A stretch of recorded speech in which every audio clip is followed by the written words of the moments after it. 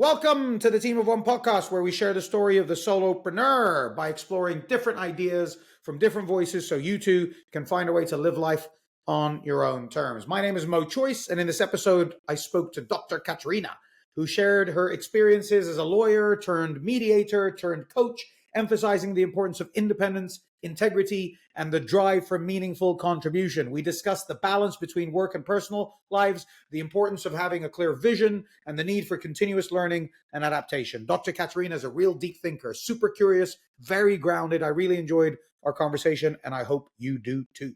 Peace.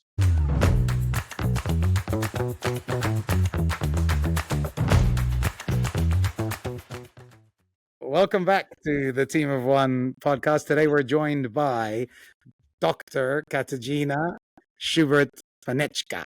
Dr. Katarzyna, who are you? Thank you so much for having me. My name is Katarzyna Schubert-Panecka, so this is the German and the Polish part. I am who I am, and many of myself, so to say. I'm a lawyer from my first profession, but today and for many years I'm working as a mediator, commercial mediator, environmental mediator, a coach, supervisor, teacher. I'm a mother. A lot of stuff I could share, but let's stop here. Very cool, and lots of things we can talk about. Do you identify as a solopreneur? Absolutely.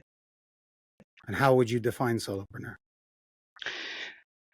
Someone who is working on maybe not own ideas, but sometimes on own ideas, with people around projects, values, contribution to the society, and doing all of this on herself or by herself, on himself, and being maybe connected with many other people and organizations, but especially the solo and entrepreneurship. They are like the most important parts of those. How is the definition for you? How would you define them? That's a good question. Somebody who is going to do whatever it takes to live life on their own terms, no matter the consequences. Interesting. This is interesting. Thank you. Yeah. And so the solo part for me is everything's on me. The success is on me, the failure is on me, there's no one to blame.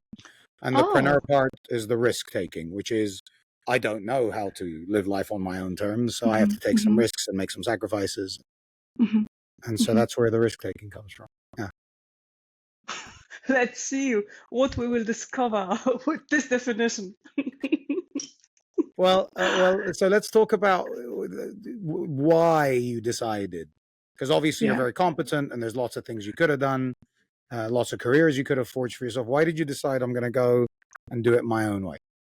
Yeah, thank you for asking this and having your definition in mind.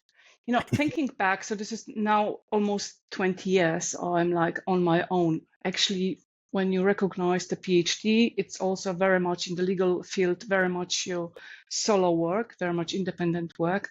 And back then, as I moved into the market, I'm like Polish lawyer with German PhD. So it was much more a kind of necessity than my own decision first. The market back then in Germany wasn't asking for Polish specialists in law, because we just entered European Union, and there was like a big question mark. What are you doing then, right? So it started like this way, and I realized afterwards, quite quickly actually, that I am very much solopreneur in myself. So it's like working independently is so important to me. So I'm so sorry for everyone who is like working in teams, but you need certain competencies to work and to adapt in certain structures. So I realized also, and maybe this was a kind of inspiration, I am not a person who can adapt with everything. If I disagree with something in the system, I cannot work with this. So this is maybe the part of your definition. The principles or the values you're going on or with, and integrity is very important to me, was a part of this decision afterwards. So I could probably try more to find a vacancy in a legal firm or something. But this independency and a kind of awareness about this is the way I'm going to, I'm wanting to go, not this way or this way, but this is important to me, was also important. Clarity was super important for me. Like, I wanted to be clear on the destination, actually. Like, how am I going to know that this is life on my own terms? And then I reverse engineered it. And I never did it that way at the beginning. When I was a business owner, I was just reactive. I was like, let's try this and let's do this. And then next step. It was always one step rather than a vision. Did you find the same thing for you? May I ask a question first? Yeah. Because you're saying a kind of, reactive attitude, but then having a kind of clarity about destination. Yes. Yeah.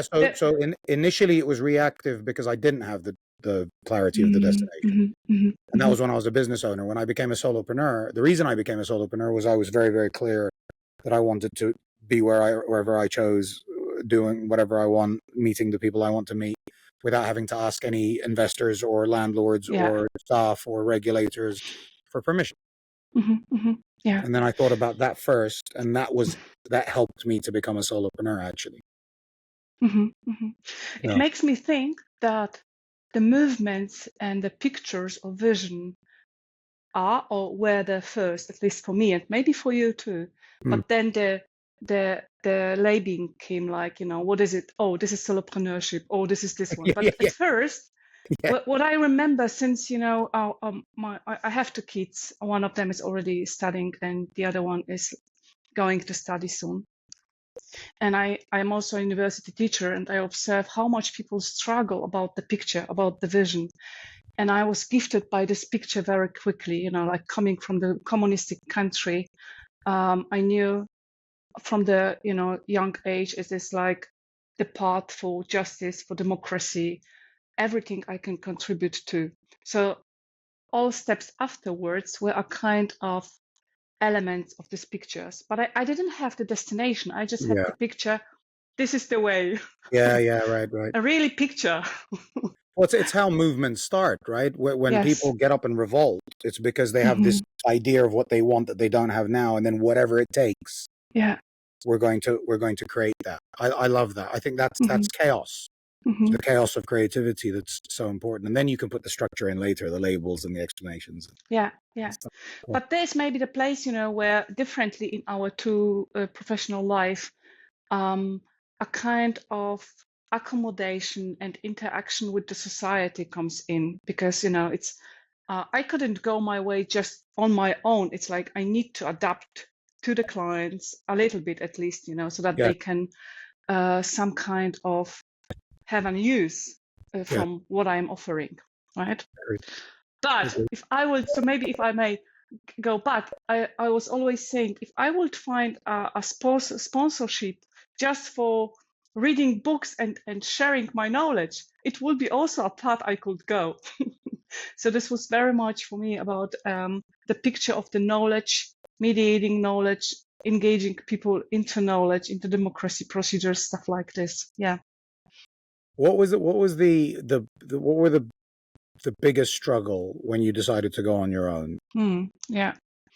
So I think I started with mediation. So I started in the legal firm, and then it was quite clear this is not the place I would like to work for a long time, because of the independency and the clarity and the growth. So I became a mediator, and quickly afterwards a coach. And back then it was quite difficult to establish mediation and alternative dispute resolutions procedures. So those are like arbitration, stuff like this. They were known, but not so much like today. So we had to put a lot of voluntary work and engagement to make people aware about what is mediation, why it is important to go to a mediator.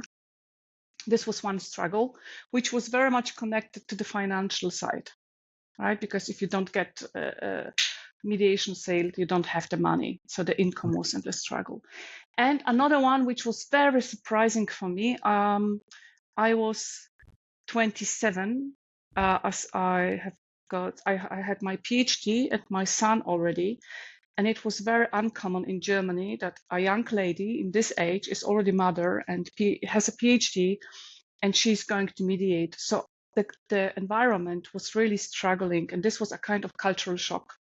That also, as a woman and being a foreigner, you don't have the same possibilities like being an older, possibly male person in this country. Today we have another situation. We could discuss it for hours, but it was really a cultural shock for me that my gender and my nationality, age were important. How did you? But especially in the legal and mediation. Yeah, right. Yeah. How did you navigate those struggles?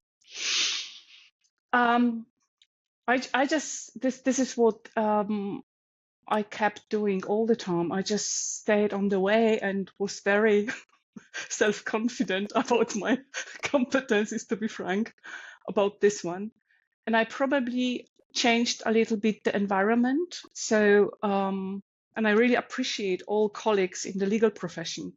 But this one is a little bit different than, for instance, IT, right? In everything what is about, or academia. This is also a little bit different. So I navigated it through the change of the environment a little bit. I don't color my hair, as you can see. So, and this is plus 20 years. I published a lot. So I went for, when it comes to the marketing, I realized I love knowledge. So I was trying to establish my solopreneurship, so to say, through publications, which is a very solid one in my profession. Yeah. And what did I do? I worked all the time. I'm a workaholic. This is maybe important for those who think about solopreneurship. We have in German a saying, if you are on your own business and a solopreneur, you're working all the time. There is no break. And there's a word for this, selbstständig, selbst und ständig. So all the time, right? Yeah. Selbstständig. Selbstständig und ständig. Okay. So ständig is permanently. Ständig. Yeah. That's really cool. And I think again, depending on the definition of work, right? Because we're always thinking about it, at least, even if we're not physically acting. It's always on our mind. We're always thinking about the concerns and thinking about the next step. So I think that's an important thing to think about. What was the turning point? Do you remember the time when you went, I picked the right path. I'm in the right way? It's a good question because, I was confident about what I'm doing. So it wasn't so much the what and if I am on the right path, but maybe with the time as I got a kind of, I don't know if establishment is a good word in English, or a kind of position. So where people are looking for you to have you as a mediator, as a coach. And I felt like, there is a kind of continuancy that the requests are coming in and I'm asked for something. So maybe this was a kind of appreciation on this financial side or the resonance side. But for me, myself, I was always sure. So it was always like, it can sound arrogant. It's not. It was just like, just having this picture and like really loving what I'm doing. And, I remember my son saying, you have your values and you have your knowledge and your integrity, but maybe you don't always have the money you could have if you would just go for this. So, and maybe this is also what is crucial for someone, like for you, the clarity about your destination and the steps. And for me, the clear contribution and the idea that what I'm doing is really sense making. I couldn't spend time on something which doesn't make sense for me or where I don't find integrity. Then I get angry and then maybe I would feel like, oh, this is not the way. Yeah.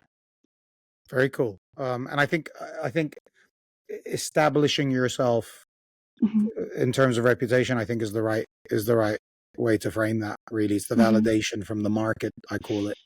That there's something of value that people are willing to engage with me on. If one of your kids wanted to become a solopreneur, what would you say to them?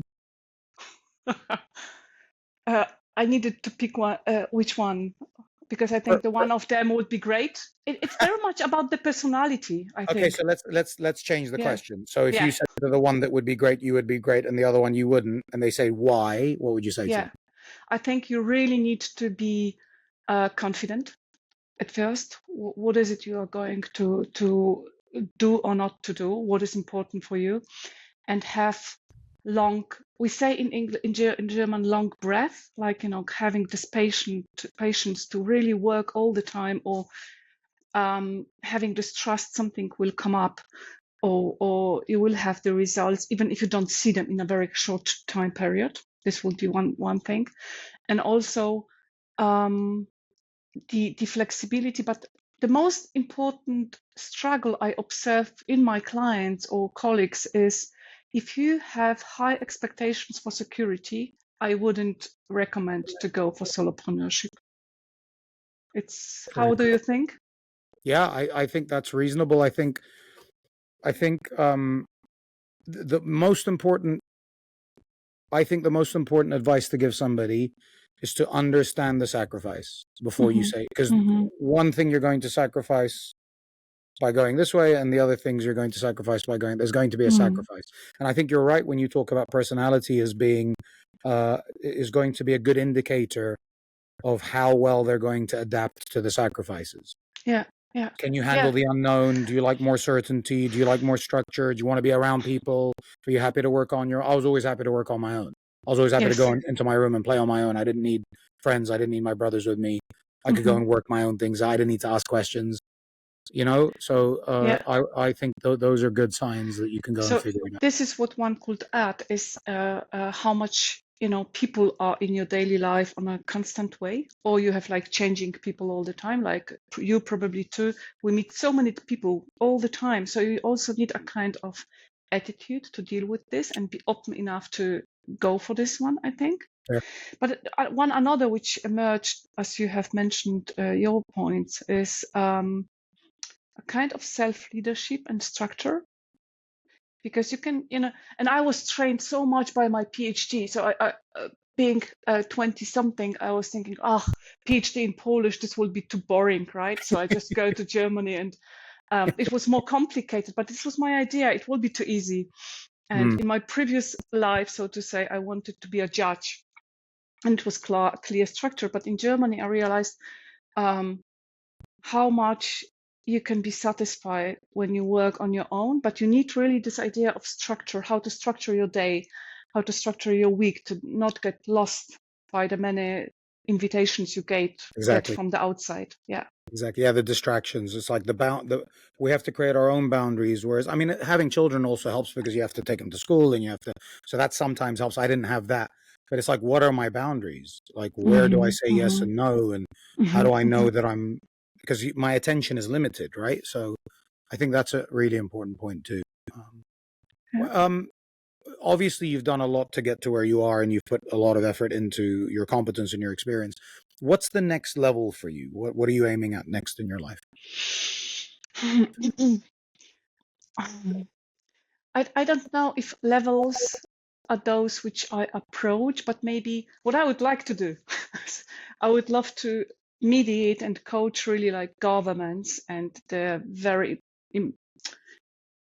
seemingly important decision makers, or important decision makers, like at the political level. So I'm working, in different sectors, but what I observe, having all this crisis we observe, I would love to work with them who really can make a difference, and that they get the clarity, not just the smaller organization or bigger organization. So for me, it is very much estimated by with whom am I working and what kind of impact does it have on our planet or on our environment. I'm thinking big in this sense, so to say. You said you stopped yourself saying important, and you said seemingly important. Why did you? Because I'm thinking of big tech, for instance. They have a huge impact on our lives, and will probably have even bigger one. But thinking from the legal perspective, from political perspective or sociological perspective, the importance is not so much given to them by the norms, but it emerged. So this is like a kind of something completely new for many of us, where just a couple of people have such an impact on ourselves, but they don't have the legitimation from law to do so. So this is why seemingly. Why is this an important next thing for you to aim at? I love efficacy and just to see, that what I'm doing and offering makes something. And I think we have such big struggles in the world today, that I cannot just observe what's happening. I'm going wherever I can go and just ask questions, irritate people, to let them or invite them to think. And I don't think, I'm better in any way, but just to invite them to slow down and to think, what are we actually doing now? How can we change, how can we find a destination which is pro-planet or pro-human beings on this planet for a bit longer? So I think very much about future generations. And I have probably not so common, although for my bubble, very common idea of world. I don't think we are the owner of the planet and we can do whatever we do. It's much more the other way around, but we think we can. So this is where I would like to, wake up. Let's come to another journey and take a look how we can take actions every day which make your own ecology, for yourself, like holobiont, which we name it in biology, for your being, but also for the environment, so that the future generations have at least a chance to survive here. This is very important to me. So it's very much around values and climate justice, stuff like this. Where do you think that comes from, that importance for you? Today everyone is speaking about neurodiversity. I don't know. There is an idea, that when you grow up in a country like back then Poland, which was communistic, our diversity was entailed in the in the community. So the collective was very important, and a kind of honor for the earth was very important. So as I came to Germany, I was rather surprised that people can think differently, that they can think, oh, it's about us. It's not about the earth. So it's something, a kind of my biography, maybe, but also a very high sensitivity for justice. Like, yeah. So somehow it came. Yeah. Yeah, very cool. How are you going to know you've achieved what you're setting out to achieve? What has to be true? Yeah. From teaching perspective, it's like getting competences. You're always on the way. You have like taking cross-cultural competences, for instance, or mediative competence. You are never done. So maybe this is a kind of first point which is important. So I would see that I am supporting decisions which have an impact of the community in a city or in a land, which we name it in Germany, or Woiwodschaft in Poland. Or maybe, this would be, let's make it bigger. If we could, or I could support European Union somehow in becoming more aware about how to change the way of they are working sometimes. Yeah. So it would be by the projects a bit of. So you would want to see the results, see the impacts. It's not more like when you die, it would get better. You want to see the impact today. Of course. And this is the lack of solopreneurs who are mediators and coaches or teachers, because I see it almost always by the end of the process. I see the change. I can see how people, how they really a kind of not only grow, I don't like the word grow so much, but maybe they get another transform, understanding. transformation, maybe understanding of themselves and the cooperation. And this is sometimes so fascinating. So this is why many mediators are doing this job. This job is really stressful. So conflicts are not funny, right?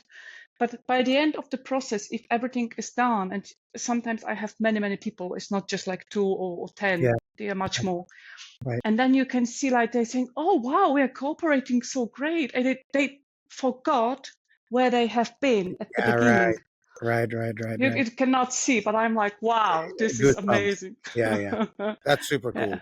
That's really cool. Focusing on what's in your control rather than things that you can't control. What's the biggest risk to you achieving what you're setting out to achieve next? There are like 2 aspects. So the one is really the financial side. You don't get this kind of validation from outside, which changed a lot in the last 20 years. So like 20 years ago, the money was really risky. Today it looks differently. Also in the environment, not just for me, but for all of us. But the other one is you can really burn out if you take too much on, right? So you can really conflicts and mediating can be today where we have so much polarization, where we hear sometimes, stuff from the clients, which is really tough. So if you overdo, if you don't take good care for yourself, how much you can take in, this could be a risk, I think. And this is with the German word for always working. What was that again? Selbstständig. So this is a battle between selbstständig and your well-being. Let me think. Is this a battle?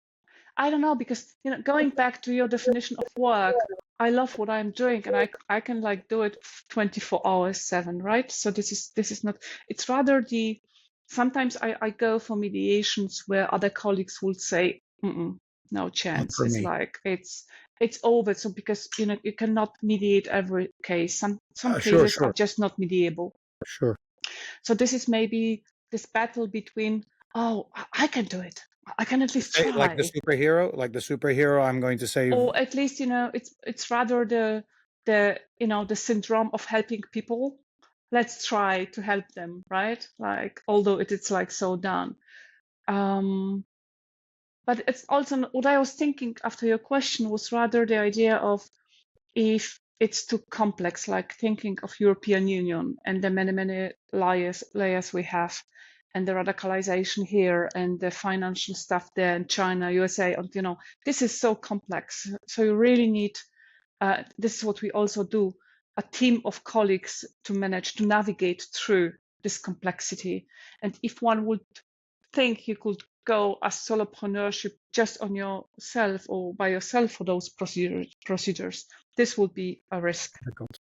Does that make sense? Yeah, so it sounds like there's a contradiction there if you look at it at face value, that I'm happy to work 24/7 because I love my work, but then if I take the wrong work, that's the nuance. If it's the wrong project, if it's too stressful, if it's too complex, that's when the balance tips. And maybe also, just you and I, we're just individualists, like solo bodies also. So what I'm doing for years is I'm mediating, coaching, supervising, and writing a lot, which means I have very various diary, which allows you to cool down, to change, the environment. Like seasonal. Yes. And while I was able 15 years ago, I was able like to work 7 days a week with groups of people. I cannot do it anymore. I need like 2 days of just office work, writing something or having just some coachings. So I think this kind of, I name it ecological attitude towards others, but also ourselves instead of, right? So this kind of work can change. Very cool. How does it sound to you? Sounds good. I think also there's a friend of mine who works on, she says that we should align ourselves with nature seasonally and energetically too. And I'm very interested in that idea that there's a time to retreat and reflect, and there's a time to take action, there's a time to plan. And I think it sounds like because of your work, you have opportunities to do those kinds of things, which is really cool. Yeah. I really enjoyed this conversation. I think this idea of solopreneurship is an interesting one, and this idea about are we the right temperament and the character to do it, and if we're confident we know the way, then you're able to keep going and not treat it as work, but treat it as part of who you are and part of your life.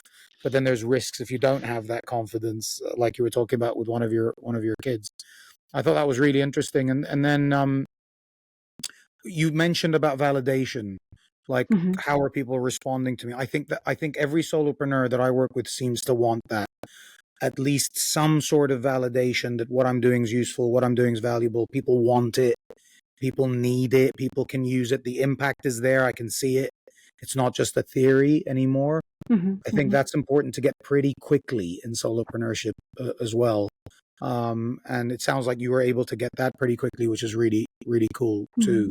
So people need to think about that. And then we talked about next level, and I love how you described that there is a driver behind what you want to do next. It's not just a business idea or a financial idea. It's a real driver about, I've got this sense of justice and I've got this idea about what we should be doing better, and I want to go and help make that possible using my skills. I think that's really important to have that driver and that motivation behind you and that clarity on why you're doing it.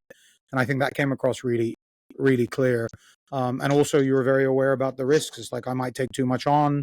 And I think that's an important thing for all of us to think about, because there's no one to say it's home time and go home and stop working.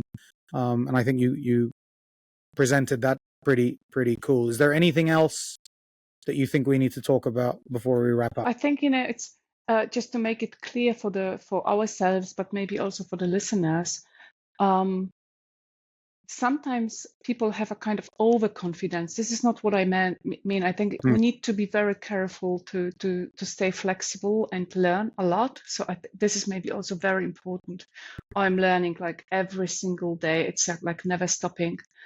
If you don't like to learn and to be open also for, the feed forward from outside, it could be also tricky, because then your offer is maybe not really resonating with the needs from outside. So by confidence, I mean a kind of real clarity about, Viktor Frankl from logopedy, he asked the question, don't ask the life what is for you there, but what is life asking you for? And this is for me also like going for many topics like climate or others, gender issues. It's not because I'm so fascinated by them itself, but it's just like I see what I can and I see the need to support.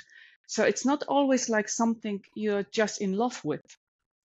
It's just, it needs to be done. So maybe this is this, and I can do it. So you cannot just look at and wait till someone is coming in and helping, right? So this is also something, maybe you name it driver, a kind of a feeling of responsibility for who we are and where we are, how we are here. And this is very much my biography. It's not like it's only about me, not at all. It's about us. Duty and its meaning, maybe, is that's where back to Viktor Frankl, that's where meaning comes from, that we are here to contribute somehow before we leave. We're visiting, right, for 80 years or whatever, and we have an opportunity to contribute in a way that's meaningful and responsible and intentional, so that we're leaving the place in better shape than we found it. And very last one, I think, because we hear from many young people that what I meant by the patient is, I see a kind of expectation to have an impact very quickly in life. And I think, take yourself time. It's a long way. It's nothing like, you can achieve in a very quick time. So this is what I would maybe just add by the end. Enjoy the process. If you can't enjoy the process, you're going to be disappointed most of the time, I think. Very cool. This is a good summary. If you cannot. I think so. I think that's absolutely right. Where could people, who want to find more about your work and are interested in what you do, where can they find you? Yeah. So I do have a page, homepage, which is Schubert-Panecka.eu. We will write this somewhere. And I'm also on LinkedIn. I know the names are so complicated to pronounce. So, and you can find a lot of stuff on LinkedIn and on my page, like publications, events, and you can also reach out if you have any questions about what we have spoken about, or anything else. Amazing. It was a really enjoyable conversation, Katarzyna, and thank you for making the time. And thank you for the invite. I'm looking forward to seeing how people respond to it. Yeah, thank you so much. And enjoy your landscape. Thank you so much. The difference between surviving and thriving often comes down to a single shift in perspective. Maybe today's conversation sparked something for you, or maybe it confirmed what you already knew. I'm going to keep exploring what it takes to reach the next level. For more solopreneur stories, hit subscribe. And if you know someone who'd be perfect for the team of one, please introduce us on LinkedIn. See you next time. Peace.